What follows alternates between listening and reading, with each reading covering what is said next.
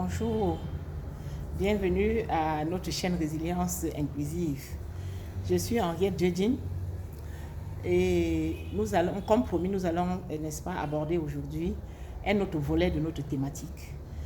Rappelons que c'est la déviance et le sous-thème que nous traitons actuellement, c'est la délinquance juvénile.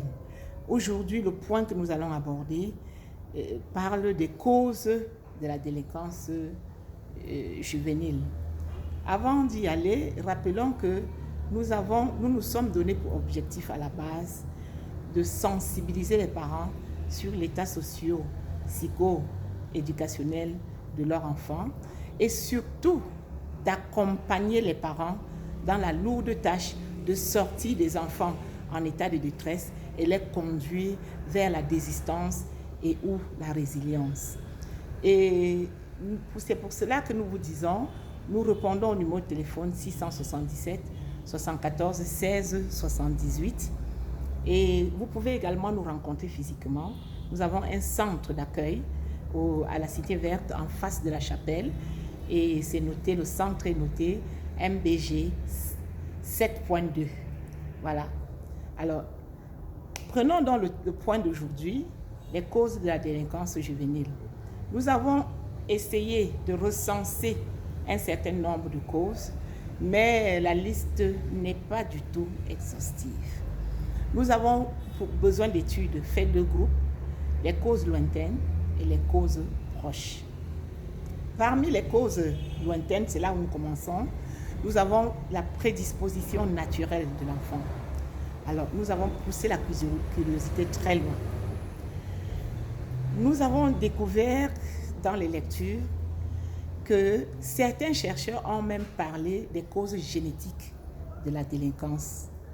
Et dans cette recherche-là, ils ont fait un échantillonnage d'enfants délinquants. Ils ont découvert que sur le maximum d'enfants délinquants, il y a au niveau de l'ADN un gène dont l'un des allèles code pour la délinquance.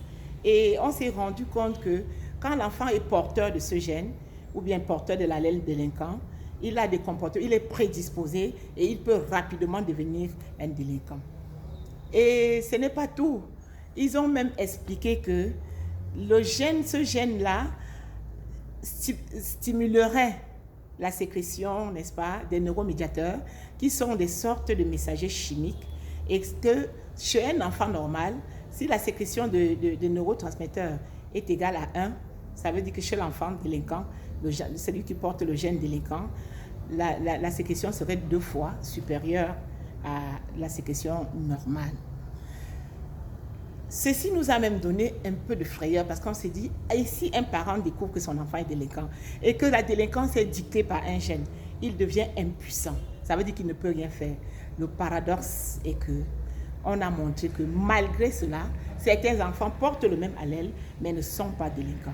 Ça veut dire que, en fait, la délinquance est beaucoup plus définie par l'environnement immédiat de l'enfant. C'est vrai qu'il y a quelques prédispositions parce que les enfants naissent tous de la même manière, pratiquement, si je peux dire, mais ils n'ont pas tous le même caractère. Et on sait qu'il y a l'effet de l'environnement dans le comportement de l'enfant quand il commence à grandir. Mais si on prend des enfants à l'état très jeune, qui n'ont pas encore une influence de l'environnement, on se rend compte qu'ils sont tous différents les uns des autres. C'est pour ça que nous allons également aborder un autre élément, chercher les causes lointaines dans l'attitude, n'est-ce pas, de l'enfant, dans le comportement jeune de l'enfant, le comportement initial même de l'enfant. Et ça fera dans l'objet de notre prochaine publication. Je vous remercie et à très bientôt.